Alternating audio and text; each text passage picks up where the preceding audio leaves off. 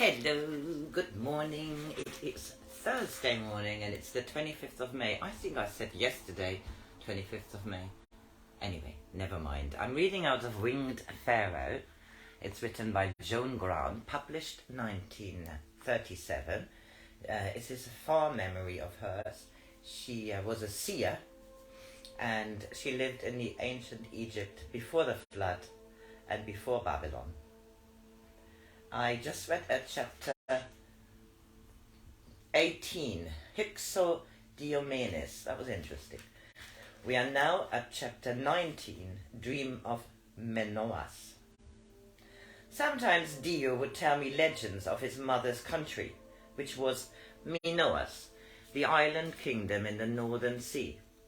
How their gods lived in the stars, and if men failed in tribute to them, they would strike them down with rods of lightning. There they worshipped bulls, for they say, without milk, babies would die. If babies die, then all mankind will perish. And milk comes from the cow, yet the cow gives nothing until the lusty bull thrusts springing seed to swell her placid flanks. These people wrestle with their sacred bulls, vaulting between the razor danger of their horns, so that the watchers cheer to see a fellow mortal outwit the god. And trying more closely to understand Dio's heart, I visited Minoas in a dream. It is more richly green than calm, and vineyards crowd great steps down to the sea. Their temples have elaborate pageantry, yet they are but a mask that hides a face that is not there. Their gods are only puppet gods of stone, forgotten symbols of that which never was. Their temples ring with music to the deaf, and incense rises to the nostrils that cannot scent. They seek truth from lips of carven stone, and deck themselves with roses for blind eyes. And of the people's will, these things of form shall raise great monuments to earth's beauty. Yet, if true knowledge does not come to them, their buildings shall be like a ruined hall, where only lizards cross the broken floor and lost altars crack beneath the sky. In these temples there are no true dreamers, but the priests distill a draught of herbs in which are poppy seeds, and they give this to any who come to the temple, if they can pay. He who drinks it has strange dreams, for it opens the eyes of the spirit, though to no place which it is desirable to see. Then, when he wakens, the sleeper describes his dream to the priests, who, being men of wit, experience, and earthly knowledge, though having no true wisdom, interpret his dreams, saying that they have hidden meanings, and twisting a fevered vision until the poor dreamer thinks it is a message from the gods. And in one temple, the temple of Praxiteles, there was a high priest who, though small of spirit, was most lusty of body. The priests of this country are celibate, as are the priestesses, and strangely, here they think it most important to keep their virginity than to open the gateways of their spirit. Yet the sower of this high priest was impatient that his seed remained stored in his granaries, and often he longed to plant it in a fruitful furrow.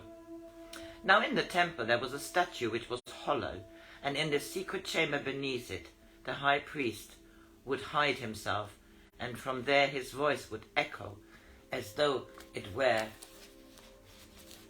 the statue that spoke, and the people revered it as an oracle. There were days when to this oracle came virgins, who would ask it to describe to them the men who were to be their lovers or their husbands.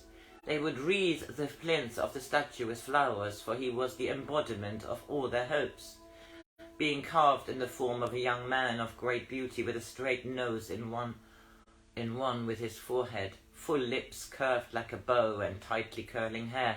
One day, while the girls were bowed before the statue, the priest's voice spoke through it and said, I am a god, yet sometimes when I am tempted by beauty such as yours, I come to earth.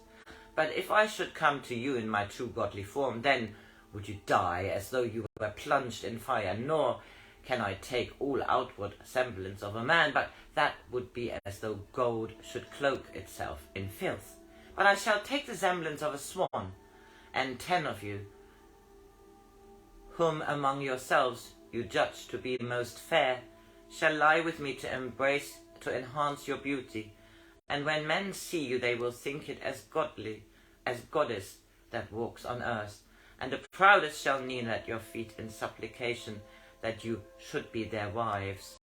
And so tonight, which is the dark of the moon, secretly you shall come to the 3rd sanctuary behind the temple. Each shall enter alone. Then you shall feel my swan's wings brush your face, and each may keep 1 feather from my wing. And if any of you there be some greater spark of godhead than in other mortals, then shall that one feel the god beneath the swan, and in the darkness to her I will appear in my most sacred semblance, as a man. Let no word of this escape your lips, lest you profane the message of the gods by letting it be heard by other mortals. Tonight I shall await you as a swan, and perhaps to one of you as a man. Then the girls returned to their homes, and they spent that day in busy longing, smoothing their bodies with fragrant oil.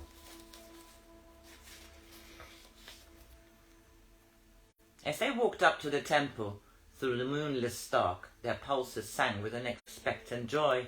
The high priest waited in the inner sanctuary, and as each girl entered alone, he threw about her a feathered cloak, so that she felt as though a great swan clasped her in his wings. And while she lay upon a silken couch, she thought she must be a goddess to have reached with a god this pinnacle of bliss, where past and future were lost in feathered flames.